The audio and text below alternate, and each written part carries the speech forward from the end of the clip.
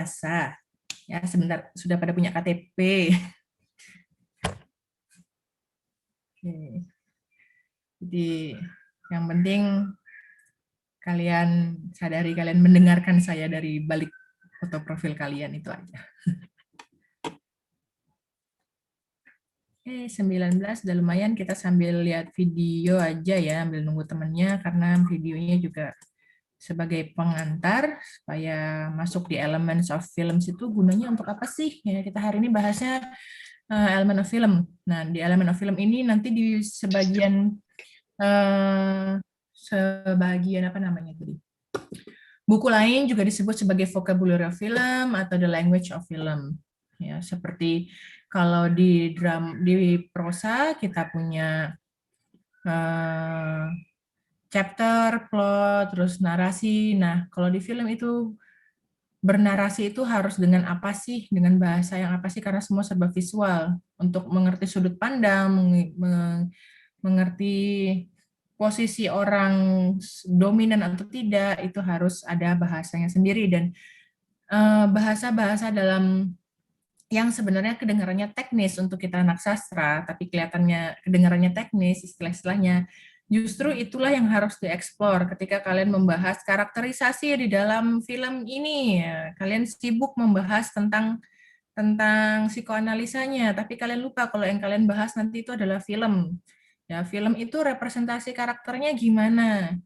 Oke, Miss, bisa dilihat dari cara dia berpakaian. Iya, cara berpakaian itu disampaikan dengan apa? Karena tidak disampaikan dengan verbal, tidak dengan narator. Ya, tidak juga dengan karakternya ngomong sendiri. Berarti yang kalian lihat adalah frame. Maka teori frame, montage, komposisi dalam film, itulah bahasa dalam film yang nanti bisa kalian kaitkan juga dengan semiotics, ya, bahwa membaca tanda, seperti kita membaca bahasa, kita membaca tanda, membaca gambar, itu perlu ilmunya, perlu strukturnya, perlu struktur signifikansinya, yaitu dari ilmu semiotik. Jadi kita bisa langsung menangkap apa yang ada di frame, menangkap apa yang ada di dalam scene tersebut, begitu. Movement-nya, gesture-nya, kemudian angle kamera, dan segala macam, itulah bahasa-bahasa yang ada di film. Untuk pembahasan lebih lengkap ini ada di bukunya Christian Metz, Language of Film, Semiotic Way to See Film. Nah, sudah saya bagi belum ya PowerPoint PDF-nya. Mungkin saya akan share, tapi di sana lebih banyak dibahas untuk kalian yang memang mau mendalami bahasa language, bahasa dari perfilman tersendiri. Kita cari Google. Sorry, ini everything you need. Seperti biasa, andalan kita untuk pengantar language adalah dari Crash Course. Ini kok masih film. Masih drama sih ini. Sayang.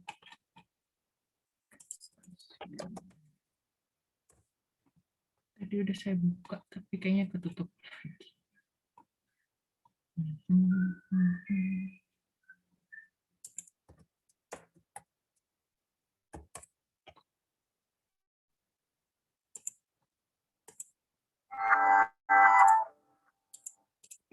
earliest days of film are full of self-taught artists doing lots of experimentation. The earliest days of film are full of self-taught artists doing lots of experimentation and stumbling across many a happy accident. And some sad accidents, probably. Nobody really knew what they were doing. They were making it up as they went, and audiences went along for the ride. At first, people were impressed by the sheer technical marvel of moving pictures. But thanks to George Méliès's passion for dazzling illusions and tricky editing, film began to emerge as a new medium for stories. As filmmakers started to experiment with narrative film, they began to establish a language through different editing techniques and camera movements. And with any language comes rules, things like grammar, syntax, and punctuation, which can help artists and storytellers communicate their ideas in clear and interesting ways. But before rules can be followed or broken or mastered, they have to be discovered by someone. And for film, that someone is Edwin S. Porter. And for eagle punching, that's me.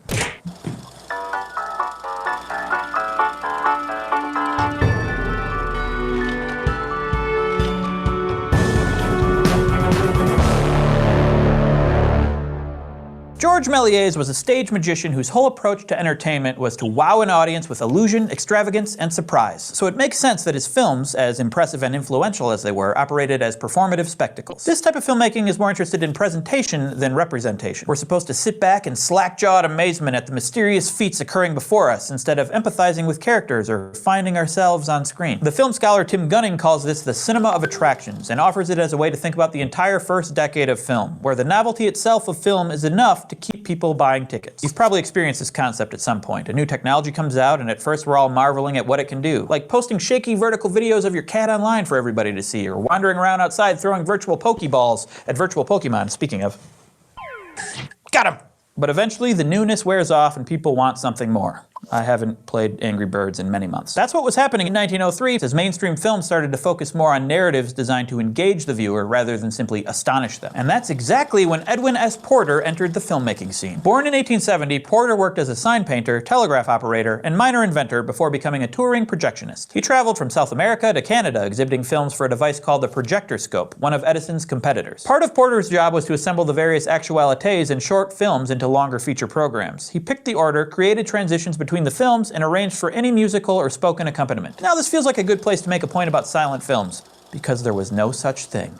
What? I mean, even in the golden age of silent film, movies were almost never shown in actual silence. We call them silent films because the technology to record synchronous sound hadn't really been invented yet. But that doesn't mean that folks gathered in theaters, church basements, or barns and watched films in pin-drop silence. Larger venues employed full orchestras, bands, or organists to accompany their films. Smaller spaces might have had a piano player or a phonograph. Or a guy who went, la la la. Probably not that, though. Some films were even released with scripts to be performed by live actors, or voiceover narration to be read along with the images. So in 1899, after his stint as a traveling exhibitor of not-so-silent films, Porter returned to New York. He eventually became the head of production at one of Edison's film studios, responsible for setting the stories, operating the cameras, directing the actors, and assembling the final films. Wore a lot of hats, that guy. This is where his time as a touring projectionist came in handy. Not only did he have a good idea what kinds of stories and techniques played well in front of an audience, but he also spent a lot of time cutting together different pieces of film. In doing this rough kind of editing, he stumbled upon a bunch of techniques and effects he would put to use in his own multi-shot films. The most influential of these is called parallel action, or cross-cutting. It's an editing technique so powerful and which occurs in so many films and TV shows today that you probably don't even think about it. Basically, parallel action is the idea that a film can cut back and forth between two or more events that are happening simultaneously within the world of a film. Even though you're seeing these scenes in sequential order, your brain understands that they're actually happening at the same time. Like, imagine two parallel lines. Each one represents the timeline of an event, and both events are occurring at the exact same time. Now, imagine slicing these two lines up and stitching a few alternating pieces together into a single new line. If I were to show you that final assembly of film, your brain would intuitively understand that these events were happening at the same time. Cool, right? The first film that we know utilized parallel action successfully was Edwin S. Porter's Life of an American Fireman, made in 1902 and inspired by Méliès' A Trip to the Moon. The story follows, spoiler alert, an American fireman who rescues his wife from a burning building. The film begins with a napping fireman dreaming about his wife and child going to bed at home. I love napping. After the fire alarm is pulled and the firemen race to the burning house, we cut inside the building to see the wife and child carried out of the smoke-filled bedroom. Then, the film cuts back outside the building and we watch the same firemen enter the same building and emerge once again with the wife and the child. Even though this innovation seems small, it contributed to film grammar in ways we still see to this day and affected what filmmakers thought was possible as they constructed their stories for the screen. Now, in 1903, Porter released his most successful film, The Great Train Robbery. Some scholars argue that The Great Train Robbery doesn't use parallel action in the same way that The Life of an American Fireman did. But I think a close reading of the film shows a sophisticated understanding of how a filmmaker can manipulate time by cutting between simultaneous scenes.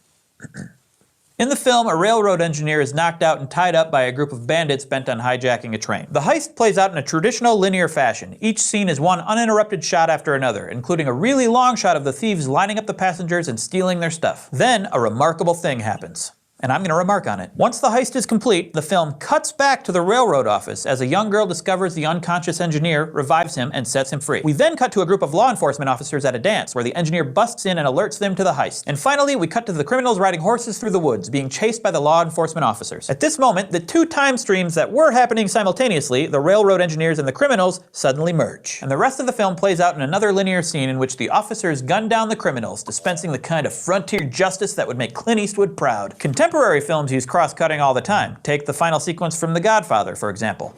70s, but contemporary. In it, director Francis Ford Coppola cuts back and forth between the baptism of Michael Corleone's godson and the slaughter of his enemies. Church, to bloodbath and back again.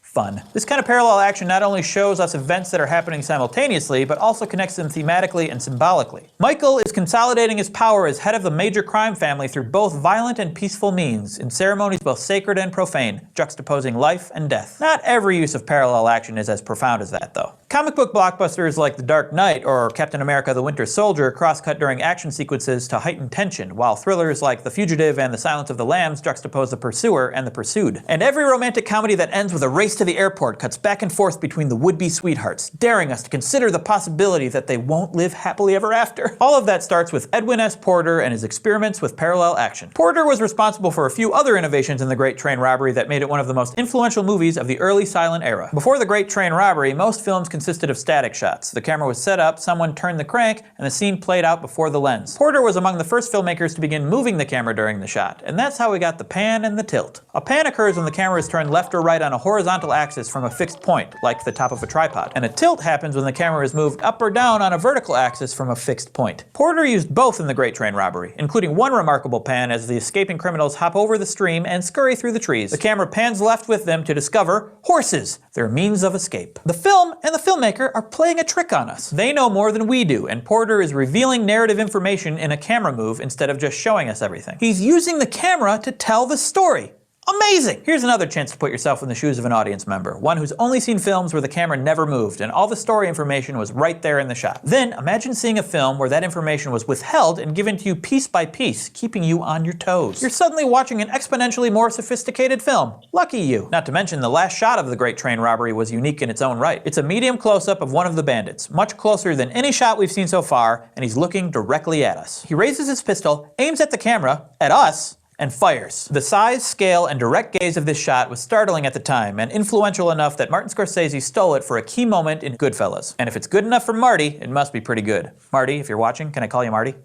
Let me know in the comments. No single filmmaker did as much to shape narrative film grammar in the first decade of motion pictures as Edwin S. Porter. He uncovered a series of tools and techniques, the first rules of narrative film language that subsequent directors would use, modify, and expand upon for decades to come. Prior to The Life of the American Fireman and The Great Train Robbery, films were almost all constructed in a strictly linear fashion, complete scene followed by complete scene. Boring! But after Porter, filmmakers became more adept at telling stories, using shots and cuts to engage the audience and keep them coming back for more. And in many ways, film has never looked back. Today we learned about Edwin S. Porter, whose experiments with editing helped establish the language of narrative film and expanded the horizon of what filmmakers thought was possible. So it was at least the history of how they finally technically invent the technique of shooting the movie. And by the time going, it becomes some theory, and it's also developed a lot in the way any modern director can achieve.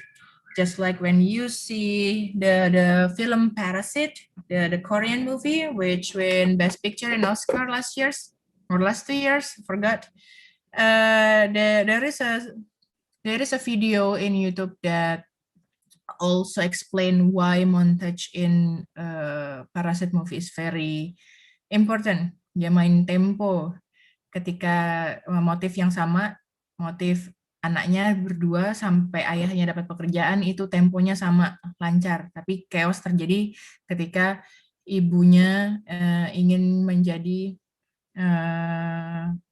pembantu rumah tangga juga di sana, jadi asisten rumah tangga, dan itu sudah mulai chaos dan ada perbedaan temponya. Itu nanti mungkin saya share linknya aja ya untuk montage dan tempo di film Parasite, so that you can know what makes a film is good, at least in the point of view of film reviewer, karena tidak terlepas juga dari teknik narasinya. Kita cari sekarang, masuk di element of film. Salah buka ini.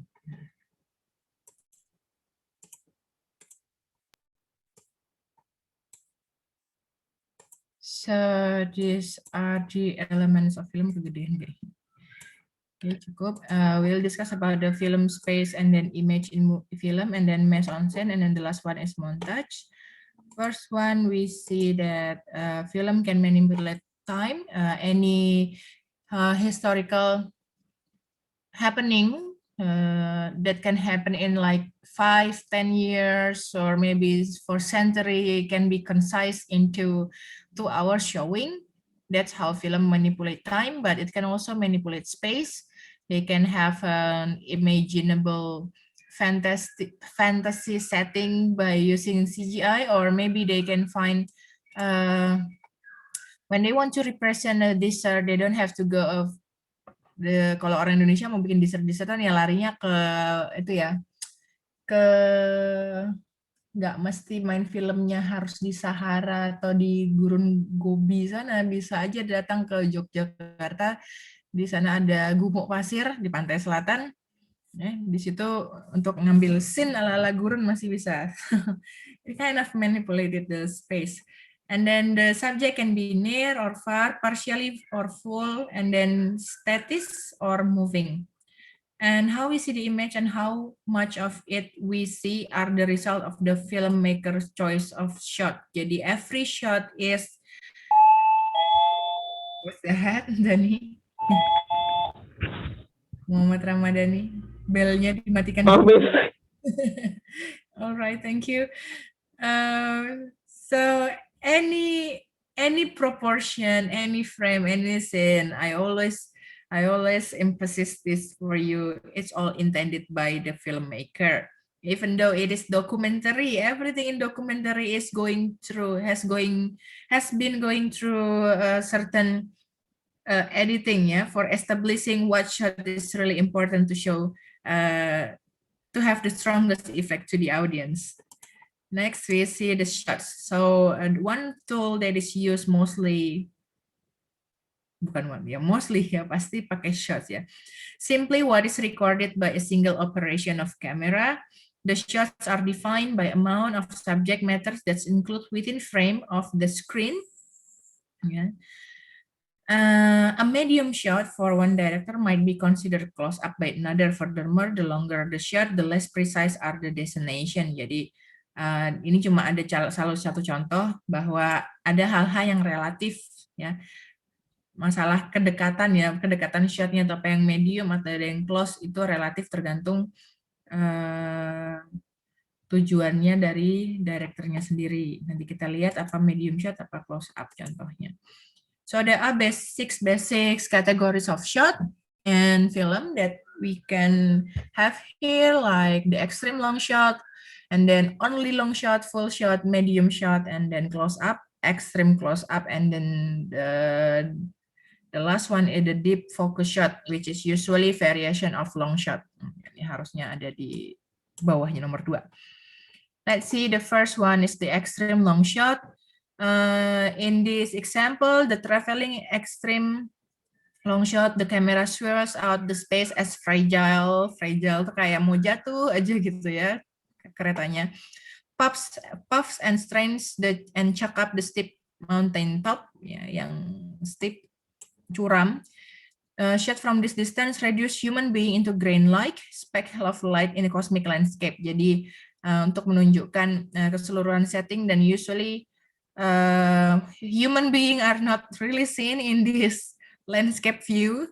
It's very extreme long shot, jadi dia bilang human being into grain-like, jadi kayak cuma ya hanya debulah aku gitu ya, hanya debu.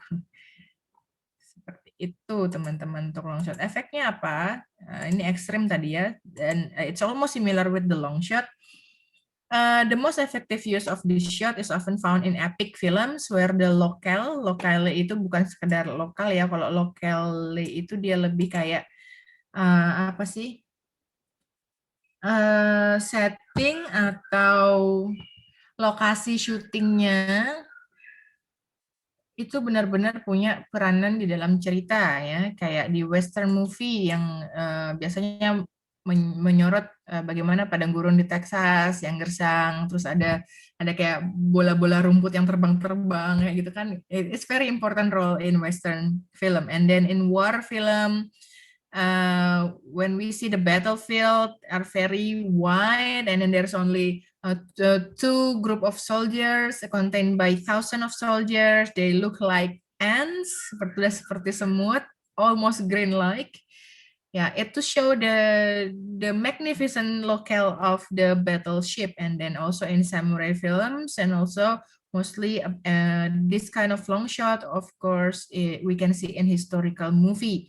Karena kalau historis itu perlu banget yang namanya untuk menunjukkan lokasi yang dianggap bersejarah, tempatnya, desanya, negaranya seperti itu.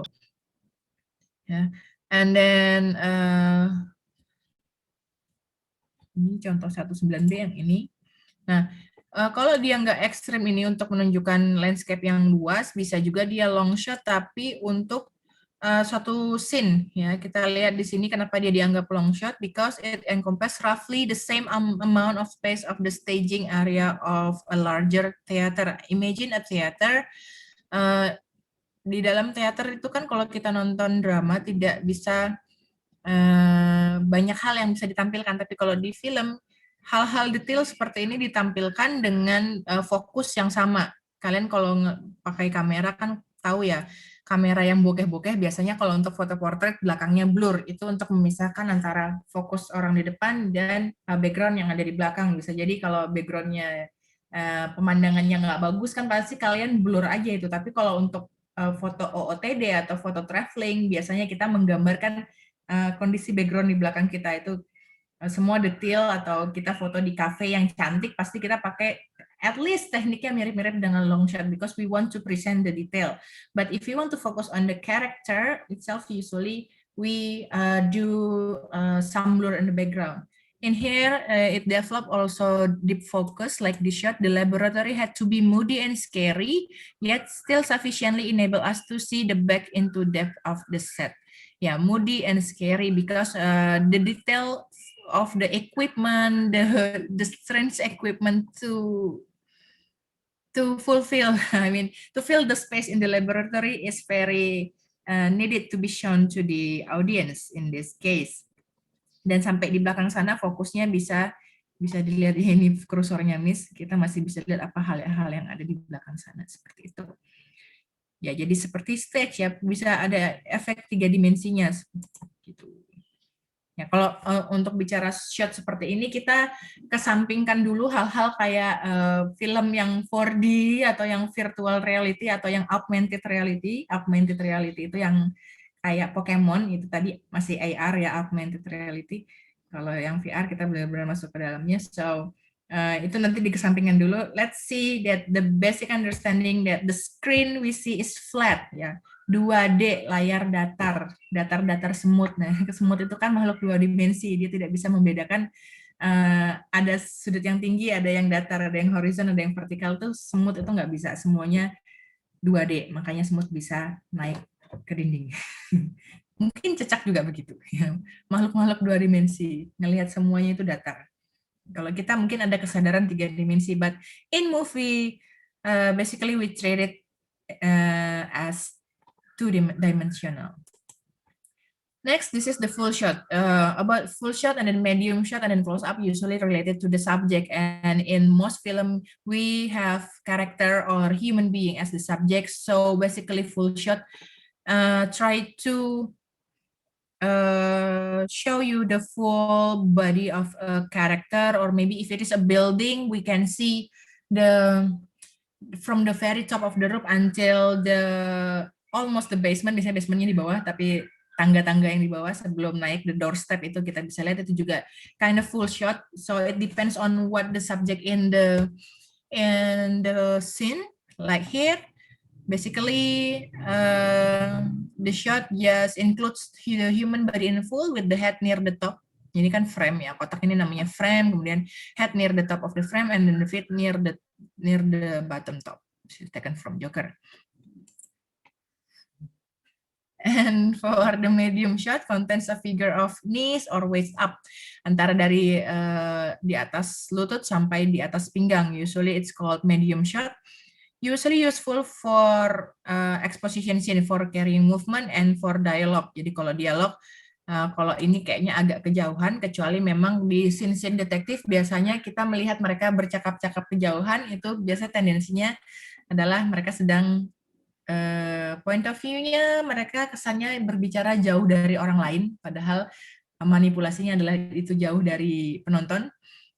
Berarti ada sesuatu yang secret yang sedang dibicarakan. Kalau di sini biasanya emang dialognya untuk diekspos ke pemirsa. The medium shot is the shot for, contohnya romantic. Otherwise, generally two shot have split focus rather than a single dominant. The bifurcated composition usually emphasize equality to people sharing the same, not the shame. Syah sama S itu suka ketukar kalau udah beribet. Two people sharing the same intimate space. Nah, sharing same space. Ada she, ada se, ada sp. Nah, in this case, you see that the background kayak background hutan-hutannya itu kan ngeblur ya, dia nggak detail kayak di sini itu sampai kita lihat ini. Well, this is because we have to focus on the two characters having dialogue here. It's like the baby bump here. She is pregnant somehow. Focus on the dialogue. That's one function of medium shot. And then for the close up, it shows very little any local. Local itu maksudnya background di belakangnya itu semakin tidak kelihatan karena the frame is full of the subject. Concentrate relatively small object, animal face. For example, in this picture, the close up can seem to force an image to our face. Kayak kita dipaksa nih lihat close up gitu ya, kayak cover girl zaman Aneka Yes dulu waktu biasanya mereka close up mukanya gitu ya, atau teman-teman yang masih suka selfie dari atas itu kan maksa banget untuk ngeliat nih muka gue semua nih satu frame gitu ya. It's alright, but that's the effect that we are forced to see an object ya. Kalau di sini objeknya menyeramkan, it means that the snarling wolf seems to be on the verge of attacking us, sudah mulai hissing, snarling gitu. And then somehow if it's changed into a beautiful young lady or maybe a close up to the skin of a man, woman, sama aja. Kalau udah dia close up-nya ke bagian tubuh tertentu, it can be effect for seductive or to show beauty or ya mostly seductive sih. Tergantung objeknya apa. Close up kalau for man and girl ya, we are invited to see what is attractive of this close-up. And then for the extreme close-up, the closer the shot, the more intense the emotion. So that's what you have to point out or to put a red pen on it. The closer the shot, the more intense the emotion. In this extreme close-up, for example, the terrified protagonist is cornered like a trapped animal. The blurred throbbing red light, ini throbbing red light-nya, dia semakin fokus ke orang kan ini semakin blur ya. Ya, yang suka obrak-abrik kamera biasanya tahu ya, kamera depth sensor apa segala macam, terus bukaannya berapa, semakin blur biasanya bukaannya semakin besar, ada di angka 1 sampai 1,4, atau kalau yang kamera standar biasanya 3,5 sampai 5,6. Kalau dia mau untuk landscape biasanya dipakai bukaan yang paling besar di angka 9 bahkan sampai belasan aperture-nya, F-nya, ya kan angka F dalam kamera itu untuk menentukan seberapa blur di belakangnya kalian. Nah, kalau kita memfoto pemandangan nggak mungkin kita pakai F kecil ya. Nanti yang kefoto cuma pohonnya, background-nya nggak kelihatan. Biasanya kalau fotonya pemandangan kita pakai F besar. Di sini to focus on the character emotion mostly in his eyes ya. Can be symbol of his emotional meltdown. Jadi karena segala sesuatu itu disengaja, jadi kenapa shot ini bisa sangat bermakna, sangat penting ya untuk karakterisasi. Misalnya ada shot di mana dia benar-benar ketakutan, berarti karakter yang pengkarakterannya itu kalian ceritakan di awal, pemberani dan segala macam, ada kok poin di mana dia emotional meltdown or breakdown or terrified. Ya, ada sisi yang membuat dia juga as fragile as common human being. Kalian bisa tangkap screenshotnya, lalu kalian jelaskan apa yang ada dalam frame. That's how you do what you do on film analysis if you are interested to write thesis about it. And then for the angles from which an object is photographed can often serve an authorial commentary. Ya, kalau close up kayak gini kan bisa ya. Ini datar-datar ya, ini maksudnya dia masih kayak eye level, sama kayak kita ngelihat teman kita ngobrol gitu kan, datar-datar mata aja eye level, bisa dari bawah, bisa dari atas, bisa dari samping, bisa dari over shoulder, itu nanti masuknya di angles, still in the part of shot but give you different point of view from the camera perspective. And then camera perspective, of course, it is a part of the second eye of the author or the director in this case. The angle from which an object is photographed can often serve as authorial commentary. Jadi authorial commentary itu kayak, kan nggak bisa tuh tiba-tiba direkturnya jadi dia lebih dominan tiba-tiba jadi narator, kayak di pros motong orang acting, dipotong ceritanya, ada narator tiba-tiba cerita, nggak bisa. Dan komentari seperti itu, atau yang seperti narator diwakilkan oleh sudut pandang dari kameranya. If the angle is slight, it can serve as subtle from emotional coloration, and then if the angle is extreme, it represents the major meaning of an image. The angle is determined by where the camera is placed, not the subject photograph. Jadi apapun yang difoto tergantung angle-nya. Jangan foto dari bawah angle yang aku kelihatan gendut, daguku kelihatan double gitu ya kan. Kan nggak tergantung kitanya sih sama aja, tapi aku lebih cantik di angle sini atau aku lebih cantik di angle kiri, that's depend on the angle, not depend on the subject. Tergantung angle. Ya teman-teman, next, the angles can have 6 types basically that we are familiar with: the bird's eye view, the high angle, the eye level shot, the low angle, and then the over the shoulder, and then the oblique angle. The bird's eye view usually called as the overhead. Ya, kameranya tegak lurus. Kalau ini ujung kamera berarti kameranya benar-benar gantung gini melihat bird view, and we are really very rare to see that kind of thing ya. Walaupun kita berdiri di bangunan yang tinggi, kita ngeliat ke bawah tegak lurus, itu juga pasti ada slightly different angle. But here camera make it possible to have a bird's eye view. For example, dia bilang the bird's eye view is perhaps the most disorienting angle of all, for it involves photographing a scene from directly overhead. Because we seldom view events from this perspective, the subject matter of such shots might initially seem unrecognizable and abstract. Tuh.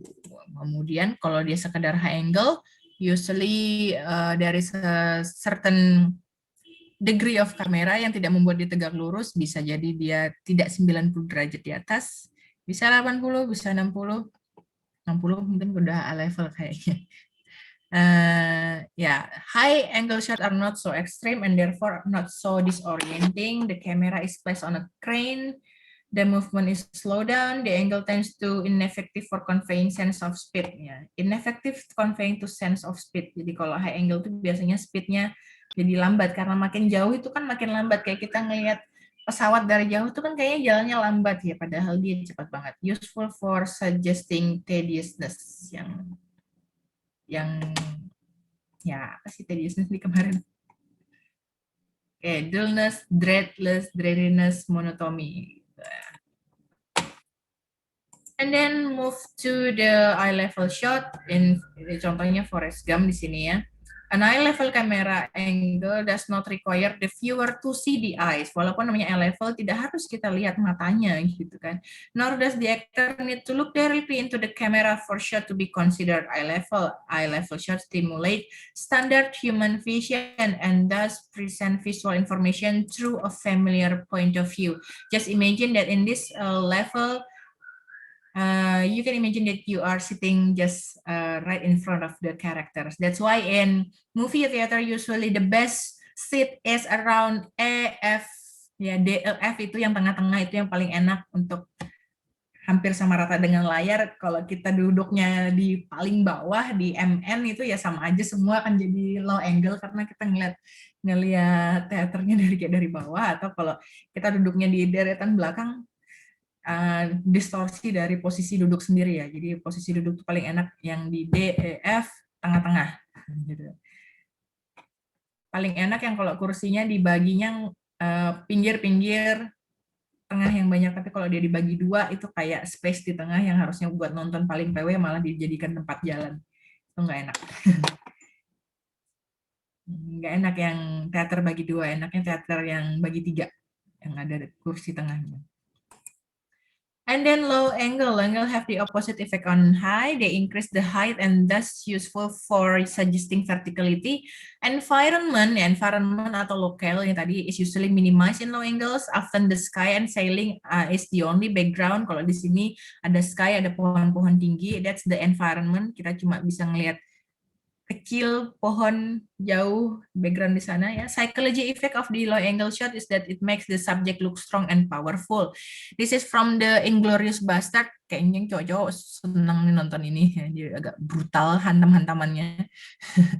Di sini scene during the trunk scene, jadi kayaknya ini mereka lagi naruh orang di dalam bagasinya, seolah-olah kan mereka lebih powerful, lebih kuat sebagai penculik atau sebagai yang menyiksa mereka yang di dalam trunk itu tadi, yang dalam bagasi mobil. Yang bagasi mobil cuma bisa ngelihat pasrah wajah mereka dua dan sedikit langit-langit di atas. That's the low angle effect on the psychologically.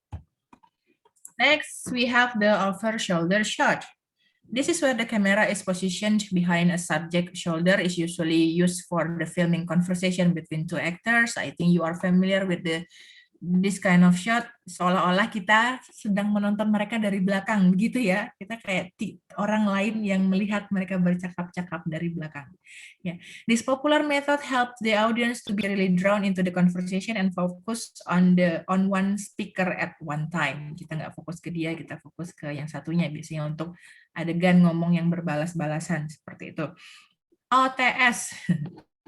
Kalau flash disk OTG, OTS. Or third person shot is a shot of someone or something taken from the perspective of camera angle from the shoulder over another person, kata lainnya ya, OTS ini. Ini contohnya filmnya Amistad. Next, ada oblique angle. Involve the lateral tilt of the camera ya, kalau dia tilt itu berarti posisi fixnya begini, nanti dia akan turun sedikit atau turun ke atas. That's why in your mobile phone or your mirrorless camera you have meter. Meter itu untuk mengukur dia kayak water pass-nya. Ya, tahu water pass kan alat tukang untuk mengukur datar-datar air gitu biar nggak ada yang mereng. Atau supaya itu membuat tilt kameranya ya. Kalau sense kita belum memainkan komposisi, biasanya dengan bantuan meter dia kayak ada di mobil juga ada deh kayak gitu. Kalau mobil-mobil yang sering buat off-road itu dia ada meternya untuk mengukur angle seberapa tinggi mobil ini naik, seberapa besar mobilnya turun. Nah, di oblique angle tiltnya dimainkan, bisa dimiringkan. This is the horizon is skewed. Horizonnya kan harusnya datar begini, tapi dia dimiringkan. Gampang kan kalau ngeliat ini ya. Tapi kalau penjelasannya itu menteorikan sesuatu tuh memang kadang mempersulit yang simple. Bilang aja kameranya dimiringin. Okay, in this film about the treacherous world of corporate espionage, dream and reality are frighteningly intertwined. Yeah, as the main character Leonardo DiCaprio points out, dreams are real while we are in them. It's only when we wake up that we realize something was actually strange. From the Warner Bros. Filmnya Inception, I think that most of you know what Inception is about. It's about the intertwine between the reality and the dream. Even they live in the dream. To memata-matai mimpi orang, menginterupsi mimpi orang untuk menghadirkan hasil kerja mereka di dunia nyata. Tapi akhirnya mereka juga terjebak antara mimpi dan kenyataan. Kayak Leonardo DiCaprio-nya nggak bisa ngebedain apakah istrinya ini sebenarnya masih hidup atau sudah bunuh diri. Okay. That's about the angle and the shots. So we have different shots and different effect, and also different angle also propose effect on the psychological side.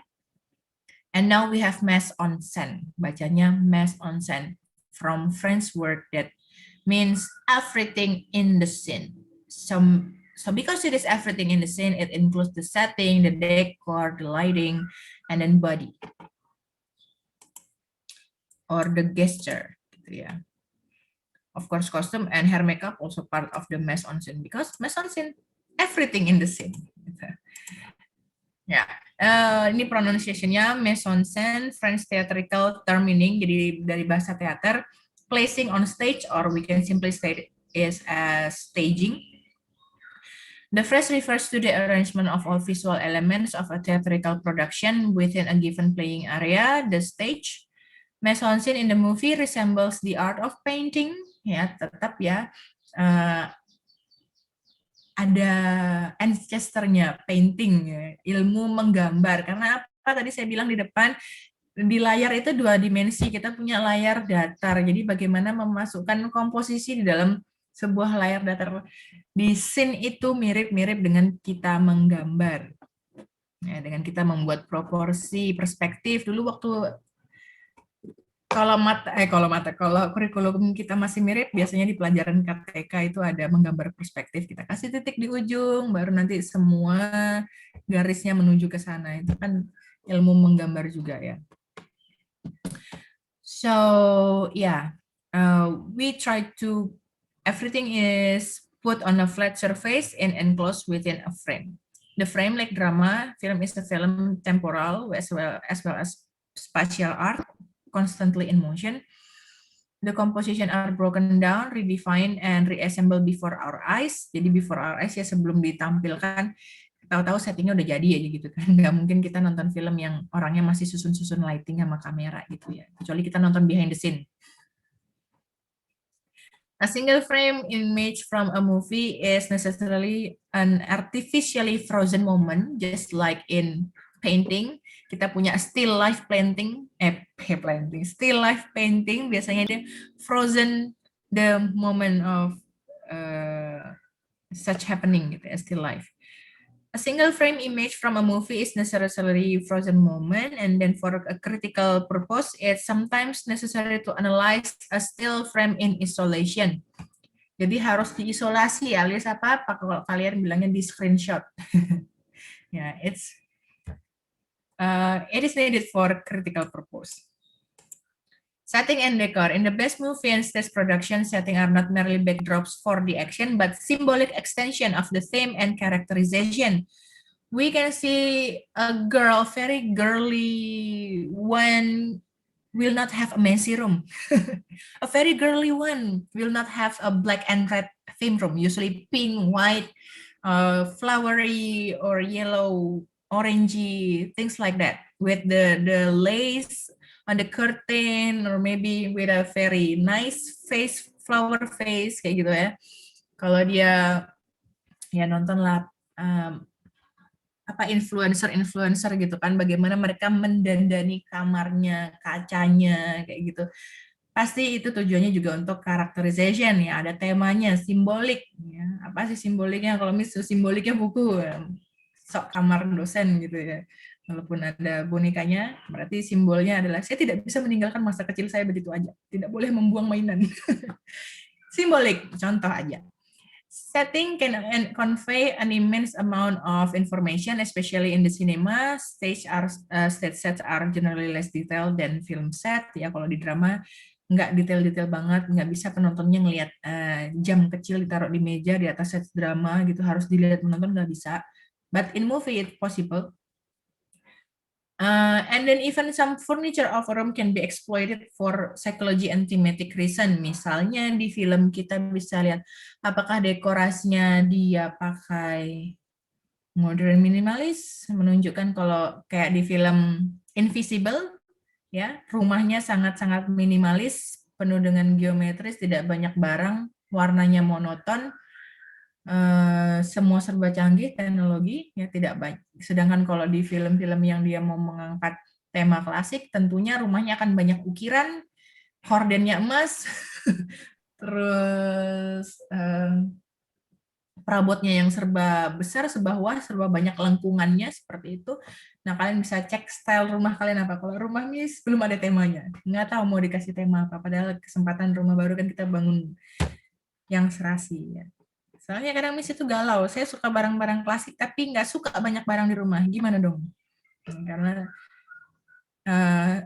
sedikit banyak gara-gara pengaruh hidup minimalis, bukan sih. Tanpa ada Mario Kondo juga saya sudah diajarin bahwa semakin banyak barang, semakin butuh banyak surface untuk storage. Semakin banyak storage berarti semakin banyak surface yang harus kamu bersihkan. Semakin banyak yang harus kamu bersihkan, semakin sedikit waktumu untuk benar-benar menikmati rumah itu. Ya, dikit-dikit bersih-bersih. Negara kebanyakan barang. Okay, and then we move to the systematic analysis on setting. We can ask several questions like exterior or interior. The question is like this. If the set is exterior, how does function of a symbolic analog to the mood? Same of characterization, kayak apakah ada danau di sana? Danau itu apa sih? Danau itu kan biasanya related ke hal-hal yang tenang. Tapi tenang juga misteri. Danau itu tenang tapi ada seremnya kalau di dalam saya. Tapi kalau kalian melihat danau itu sebagai tempat yang menyenangkan untuk memancing, itu juga tergantung simbolisnya mau ditaruh seperti apa. Ataukah ada gunung, ataukah dia rumahnya berdekatan dengan hutan, ataukah rumahnya di setting perkotaan. Kotanya sendiri punya simbol apa gitu. Sorry. And then style. Is the set realistic, lifelike, stylized, or distorted? Or particular style, like I said before, is it colonial, art deco, Victorian, sleek, contemporary, and so forth, gitu ya. Kalau rumah-rumah di Indonesia itu sampai zaman sekarang saya rasa masih banyak terinfluence sama rumah-rumah yang dihadirkan di sinetron di zaman 90-an. Serba besar, serba pakai pilar. Kalau bisa ada kubahnya di atas rumah, padahal sistem kubah itu, di mana ada kubah itu secara arsitektur harusnya tidak perlu ada pilar yang berlebihan. Itu ada penjelasannya di bagian kemarin saya dengar di eco-criticism, bagaimana sebenarnya konsep kubah itu salah. Pengennya tuh megah, rumahnya megah pakai konsep kubah gitu, padahal enggak. Kubah itu ada fungsi ekosistemnya sendiri. Ya, nggak bisa semata-mata ingin rumah bagus, mewah, terus kita pakai kubah. Tapi ya kebanyakan di sinetron kayak gitu. Jadi rumah yang cukup relatif lama biasanya modelnya agak banyak ukir-ukiran dengan perabot yang cukup berbobot. Tapi menjelang ke sini, tren minimalis sudah mulai muncul. Rumah tidak lagi bercat orange, coklat, dan ukir-ukir. Banyak sudah pakai merah, putih, hitam, abu-abu, kayak gitu ya. Jadi kalau mau bahas setting film, tolong perkaya juga wawasan kalian tentang arsitektur, desain, ya. Cari di mana, Miss? Ya, install Pinterest. Saya rasa hampir semua yang cewek-cewek itu banyak Pinterest, tapi cuma buat OOTD, outfit. Tolong dicari di Pinterest, kalian bisa lihat desain-desain rumah dan segala macam. I think it is very informative. Dan infografik film, infografik literari teori juga banyak di Pinterest ya. Kita bisa belajar dari manapun. Tinggal kalian tahu nggak itu bisa dicari di situ. Oke, studio or location. If it is that it's actual location, why was it chosen? Kayak tadi saya bilang, kenapa pilih yang di gurun-gurun ya, suka temanya butuhnya yang gurun-gurun gitu.